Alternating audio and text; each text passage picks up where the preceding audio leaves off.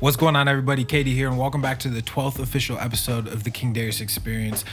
Today it is late; it's 11:32. Just got done with a full day shoot, but I had a couple ideas that I wanted to run through that hopefully bring you value as we continue this journey of daily content and pushing creative narratives forward. So one thing that is fun, if you can actually go about it the right way, is having a correct perspective on growth and specifically virality. A lot of people wait for viral moments or for things to take off or to create that song that's going to pop or to drop that piece that's going to sell for $50,000 or to meet that one network connection that's going to put them on and open that door.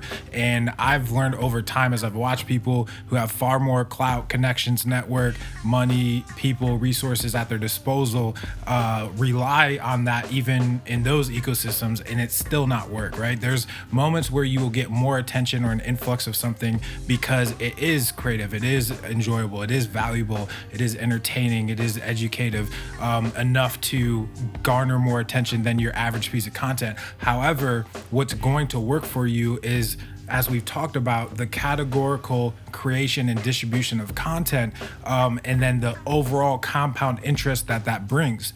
So in order for you to actually tap into any type of virality, any type of growth in your traffic, your attention, your awareness, your social followers and engagement, you have to put a bunch of lines in the water. It's very similar to how we approach business development, where it's not enough to just have the conversation, to send the email, to send the DM, to meet somebody, to follow up. You have to have multiple lines in the water so you can start to have compound interest. And I didn't really learn this, I would say, until like 3 or 4 years into entrepreneurship, when things really started to get to the place where it's like, man, you have to make this happen, or, you might not be able to pay a bill or an employee, or, keep the lights on or stay in that house. And I really started to think, man, it would be really nice if today I already had talked to like 12 people, and the 3 people or the 6 people I'm talking to today are in addition to that, while I get 3 or 4 answers from the other people. And then I started taking that same concept into social media and into content creation, into other areas of my business. And I saw, man, that same behavior works. Having multiple lines in the water works. Compound interest is really healthy, and it's once it kicks in, it's like you actually you start to remember where all these opportunities are coming from, and then all of a sudden you're like, oh wow, I took initiative to spark this or initiate this moment. So it's kind of almost like elusive in nature, because as creators we want to create something new. We want to innovate. We want to be like, that's me. That's my unique identifier. That's my unique value proposition. But sometimes it is just repetition. Sometimes it is just doing it again and posting it again and recording it again and talking to that person again. So that way, when you wake up on Tuesday and Thursday and Saturday and again on Monday and the next Tuesday and the next Friday, you start to see compound interest really fast. Even with the recording of King Darius Experience, I've now done daily content since I think last Monday or Sunday, and already looking at YouTube, looking at Instagram, looking at the breakout clips, the atomization and the distribution that we're trying to kick in, it's like, wow, it feels like we've already been doing this for 2 months essentially, because there's a lot of people who don't even get to their first 10 episodes. So being able to do that in a week is fun, but what I'm more concerned about is, can I do that every day? Can I do that while also doing a production all day, while also atomizing and distributing social media, while also connecting with people for future talent and hiring for the company, while also selling and sending out proposals and doing the things that are necessary to not only grow or spark initial growth in a business, but to sustain the things that you're trying to grow. So I like to build in building blocks. We talk a lot about cascading things, episodic things, being able to establish a thing and not have to revisit the reestablishment of that thing. Yes, you are going to have to rebuild or fix things or optimize them, shave the fat off. But if you start to tap into that lines in the water, compound interest every day, I'm going to split things up, then you're going to start to see the type of results that you want to see. So the way I would think about it, if I had to, create an example, is if you were, and I would say this would be anybody, if you were to create, let's say, a product or service around something you love. It could be a necklace, it could be, worn clothing, or reclaimed clothing. It could be you build things with your hands. It could be, music related. It could be anything that you want to create. Imagine if you were to talk to 60 people, just in general, we're just creating an example.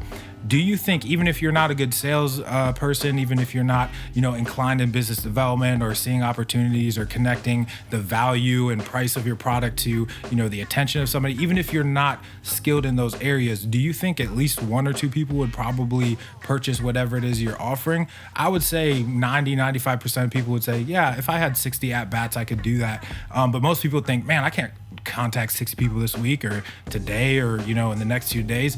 Well, what if you were to do 2 people a day for a month? That's still 60 people, right? So when you start to break down, or a common industry term, reverse engineer where you're trying to go, you're actually going to be able to realize that it's pretty accomplishable with the time you have every day. If you break it down, similar to how we atomize content, if you atomize your business activities down to what can you accomplish today, as long as you can put focused attention into that thing, then you're going to be able to start to have some compound interest. So one thing that is not an option is not doing it, is,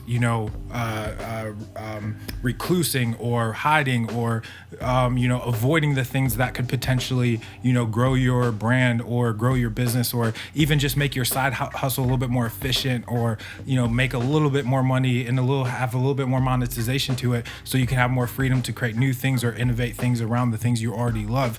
So this whole concept of, let's just wait, let me just create something unique. Maybe somebody will see it, it's gonna pop. We've almost created that narrative in every industry, in sports and entertainment and music and film, that, we hear all these highlight stories and these, one-shot wonders and these 15 minutes of fame, and we always think in the back of our head, I don't care who you are, maybe one day somebody will see me, or maybe one day that post will take off, or somebody will share that with the right person, or I'll just happen to be in the right room with somebody.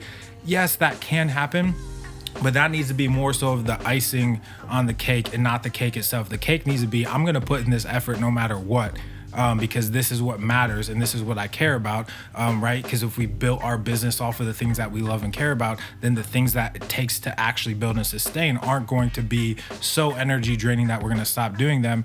Hiding is not an option. Doing is an option. So doing those things and having that action is your cake. And then everything else, the attention, the vanity, potentially the virality one day, or semi-virality, but it's not something that you bank on. It's not predictable, and it's not gonna work for your business. So I hope that was valuable to you. I'm gonna see you tomorrow in episode 13 of the King Darius Experience.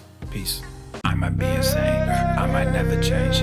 People come and go, fuck, it's all the same. They just want the fame, niggas play the game. I might take it slow, cause I might be insane. Whoa, I might be insane, I might never change.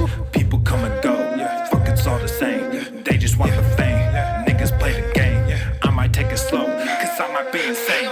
Trapping like the new me, boom bap like the old me. Too bad that they know me, they just wanna own me. Now these niggas